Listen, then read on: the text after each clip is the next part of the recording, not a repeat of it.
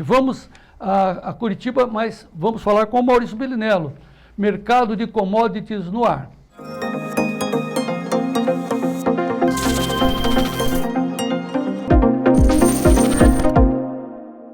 Maurício Bellinello, muito boa tarde.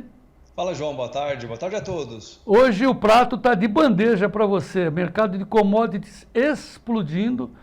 Como era de esperar, você mesmo já havia dito, né, que o tarifaço de Trump teria retaliação chinesa e aconteceu esta manhã. Como é que você... Bom, os preços estão explodindo e estão dizendo o que está acontecendo em termos de volatilidade no mercado internacional. Como é que você vê isso, Bellinello?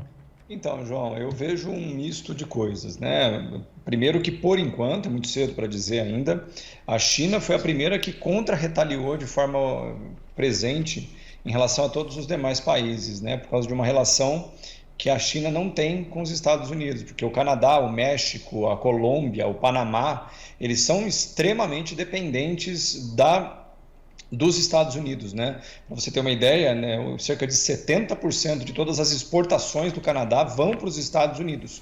Então, não há negociação nesse sentido, né? No caso da China, não. A China, por mais que ela tenha uma relevância, 25% do que a China exporta vai para os Estados Unidos, ela tem poder de barganha muito mais forte, não à toa, inclusive o tarifaço do Trump, quando atingiu a China, foi numa tarifa muito menor do que as demais, foi 10% contra 25% do Canadá, por exemplo.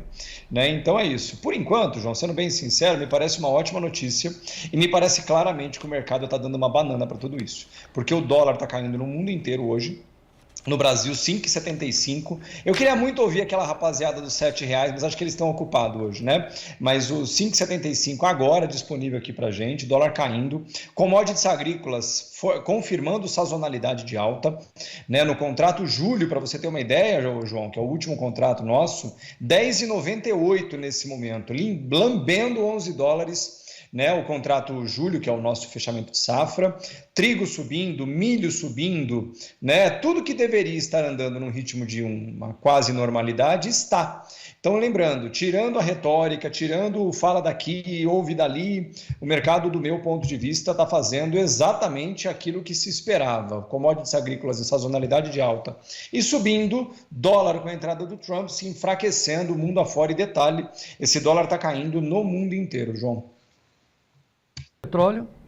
O petróleo ele fez um movimento hoje cedo, João, muito estranho, inclusive, né? Tá, por mais que ele esteja caindo agora, em 72,80, alguma coisa assim, ele chegou a trabalhar na casa dos 70 hoje, 70 e 60, e voltou mais de $2 dentro do pregão, isso em questão de 2 horas, tá?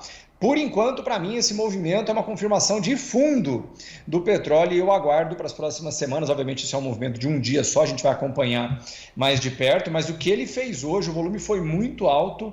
Por enquanto, é uma perspectiva de que provavelmente a queda do petróleo, que começou lá nos 79, por enquanto deu uma bela de uma parada, viu, João?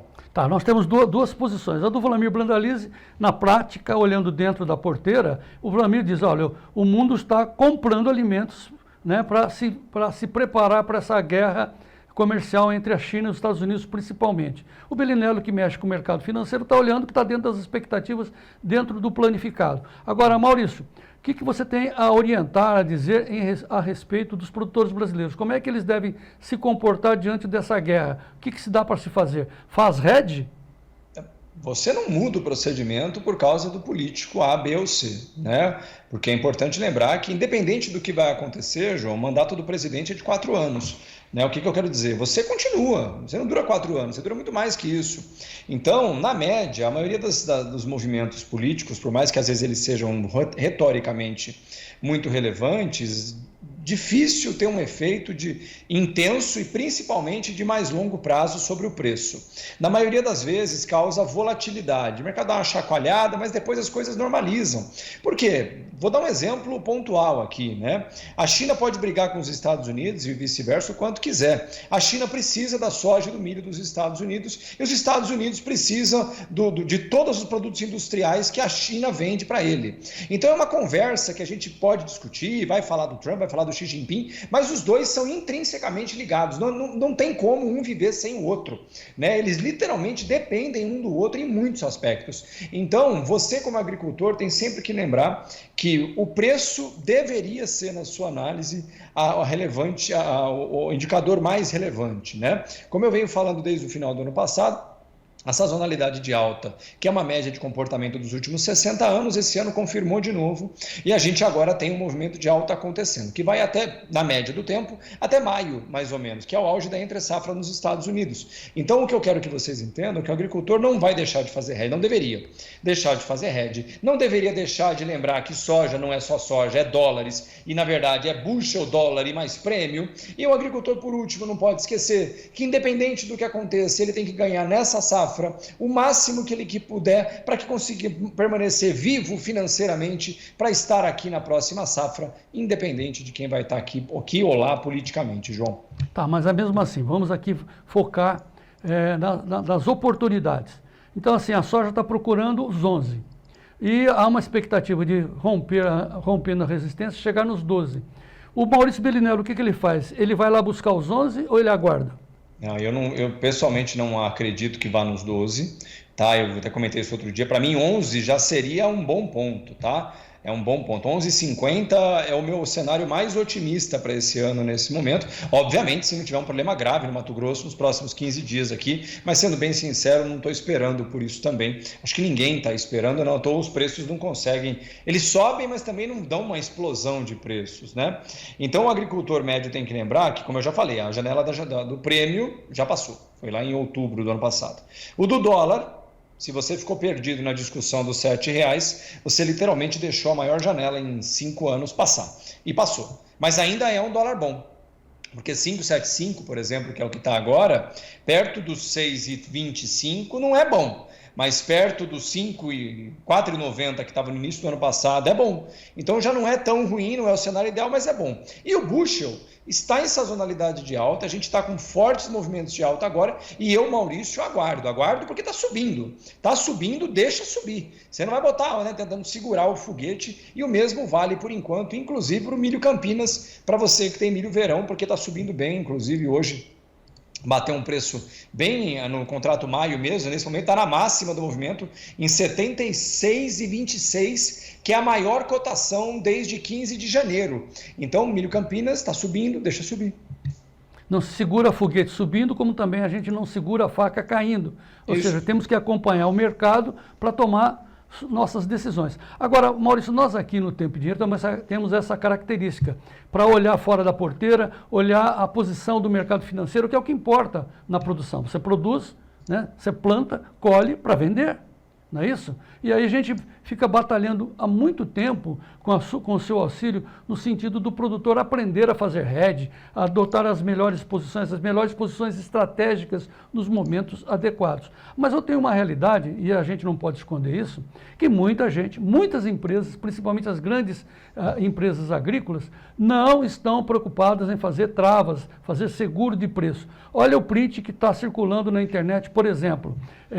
Nós estamos com recuperações judiciais de 2.273 empresas em 2024.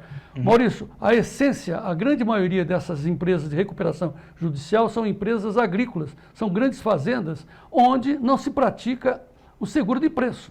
2.273 empresas pediram recuperação judicial. Isso não falha nossa, claro, da comunicação, mas é uma falha grosseira dos operadores que respondem por essas empresas e não praticar o hedge. É isso, Maurício? Tem esse efeito, sim, né? Porque quando você literalmente não vê as coisas acontecendo ou ignora que tudo é cíclico, né? Que o verão vem depois do inverno, que vem depois do verão, né? Ou seja, que se está bom hoje, não vai ficar bom por muito tempo, não desse jeito, e o mercado vai virar, né? O meu principal ponto, João, é que isso tem muito a ver com o ciclo de juros, principalmente, né? Porque o fundo da curva de juros brasileira foi ali em 22, 23. A partir desse momento, os juros voltam a subir.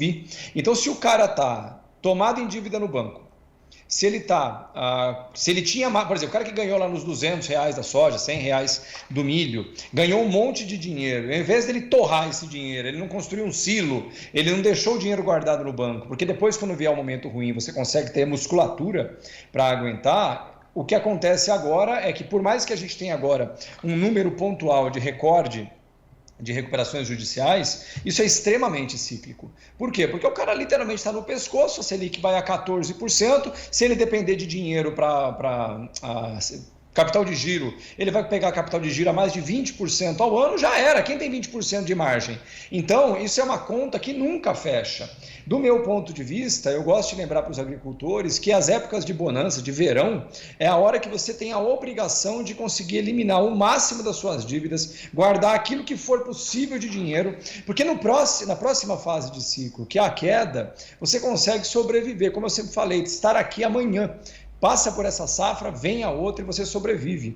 Então esse cenário, já mostrei aqui várias vezes, inclusive no passado, que a gente está ciclicamente em topo de nível de dívida, pessoas físicas e jurídicas, topo de recuperações judiciais em todos os setores, serviços, comércio, indústria e no agro também. Só que tem um detalhe, essa é a melhor parte. Isso não vai durar para sempre. Por quê, João? O cara que tem musculatura agora, que está com dinheiro no banco, no bolso, por assim dizer, o vizinho dele, que não vai ter a mesma condição, vai acabar perdendo a terra e ele vai comprar a terra barato. O cara vai ter que devolver implemento e esse cara que está com dinheiro vai comprar o implemento do outro bem mais barato. E isso vale para tudo, porque no final das contas, como eu já comentei no ano passado, para mim, no final do segundo semestre desse ano, inicia-se um novo ciclo de alta nas commodities agrícolas que eu espero que dure mais 2, 3 anos à frente. O cara que se preparou entre 2020, 21 e 22, que foi a fase de ouro do agro, para 23, 24 e 25 ter anos difíceis, se tudo der certo e se isso for uma conta matemática quadrada, o que não é,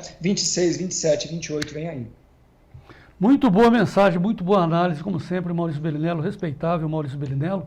Muito obrigado pela sua participação. Conclusão, né? É preciso ter dinheiro, manter o dinheiro, não ficar alavancado, não ficar endividado, né? Não ser muito ambicioso, porque tudo é cíclico. Obrigado, Maurício.